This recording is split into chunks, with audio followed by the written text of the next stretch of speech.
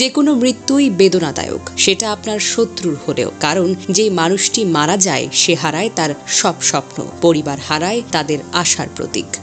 গোপালগঞ্জে জাতীয় নাগরিক পার্টির কর্মসূচি ঘিরে গতকাল বুধবার হামলা সংঘর্ষে 4 জন প্রাণ হারিয়েছেন। তাদের মধ্যে একজন কোটালীপাড়া উপজেলার রমজান কাজী। তাকে হারিয়ে কান্না থামছে না বাবা কামরুল কাজীর। তিনি আহাজারি করতে করতে বলেন, আমার ছেলে তো কোনো দোষ করেনি, তাকে কেন মেরে ফেলা হলো? আমি আমার সন্তানকে কোথায় পাবো? নিহত অন্য 3 জন হলেন গোপালগঞ্জ শহরের উদয়ন রোডের বাসিন্দা সন্তোষ সাহার ছেলে দীপ্ত সাহা, টুঙ্গিপাড়ার সোহেল রানা, সদর উপজেলার ভেড়ার বাজার এলাকার ইমন তালুকদার। নিহত দীপ্ত সাহার কাকা হাসপাতালের সাংবাদিকদের বলেন, দীপ্ত দুপুরের খাবার খেয়ে তার দোকানে যাচ্ছিল। শহরের চৌরঙ্গিতে তার পেটে গুলি লাগে বলে জানতে পারি। নিহত সোহেল মোল্লা গোপালগঞ্জ শহরের চৌরঙ্গি এলাকার কেরামত আলী প্লাজার মোবাইল ব্যবসায়ীর ছেলে। একই মার্কেটে দোকানের জনি খান তার পরিচয় নিশ্চিত করেছেন।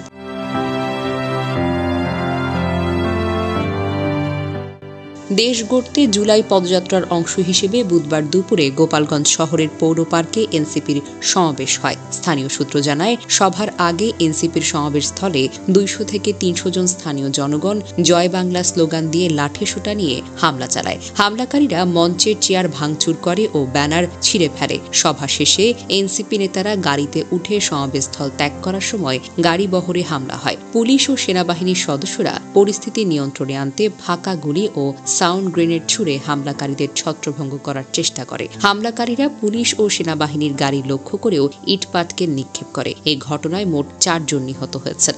এদিকে গোপালগঞ্জ জেনারেল হাসপাতালে চিকিৎসক জীবিতেশ বিশ্বাস বলেন, গুলিবিদ্ধ অবস্থায় 9 জনকে হাসপাতালে আনা হয়েছে, অস্ত্রোপচার চলছে। ঢাকা মেডিকেল কলেজে ভর্তি এক আহত যুবক সুমন বিশ্বাস জানান, আমার পেটে গুলি লেগেছে আর হাতের আঙুল ছিন্ন ভিন্ন হয়ে গেছে। আমি তো শুধু গাড়ি চালাই, রাজনীতি করি না। জানা যায়, দেশ গড়তে জুলাই পদযাত্রা গোপালগঞ্জ শহরের পৌর পার্কে বুধবার দুপুরে অনুষ্ঠিত হয় এনসিপির সমাবেশ। স্থানীয় সূত্র জানায়, সভা শুরুর আগে প্রায় 200 থেকে 300 জন জয় বাংলা স্লোগান দিয়ে লাঠিসোঁটা নিয়ে হামলা চালায়।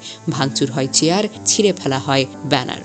সভা শেষে যখন নেতারা গাড়িতে উঠে ফিরে যাচ্ছিলেন তখন আবারও হামলা। পুলিশ ও সেনাবাহিনীর সদস্যরা পরিস্থিতি নিয়ন্ত্রণে আনপাকা গুলি ও সাউন্ড গ্রেনেড ব্যবহার করে, কিন্তু হামলাকারীরা এবার পিছু হটার বদলে পাল্টা হামলা করে, ইটপাটকেল ছড়ে আইন শৃঙ্খলা বাহিনীর গাড়ি লক্ষ্য করে।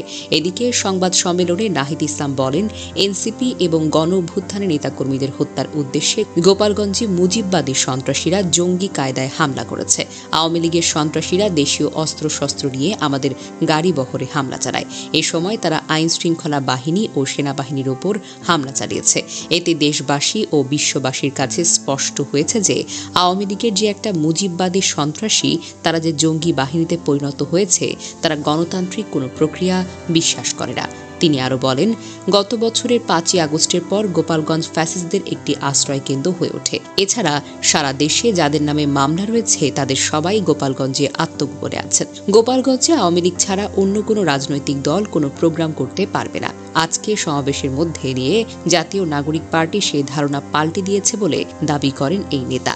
এদিকে ঢাকা রেঞ্জের ডিআইজি রেজাউল করিম মল্লিক বলেন, আওয়ামী নেতাকর্মীরা পুলিশের ওপর হামলা করেছে, গাড়ি পুড়িয়েছে, অস্ত্রশস্ত্র ব্যবহার করেছে, যা গণমাধ্যমে ছবি প্রকাশিত হয়েছে। অন্যান্য জেলার মতো গোপালগঞ্জেও একটি জেলা, সুতরাং সেখানে একটি দলের আধিপত্যকে কেন্দ্র করে সেখানে অন্য কোনো দল যেতে পারবে না, তা হতে পারে না।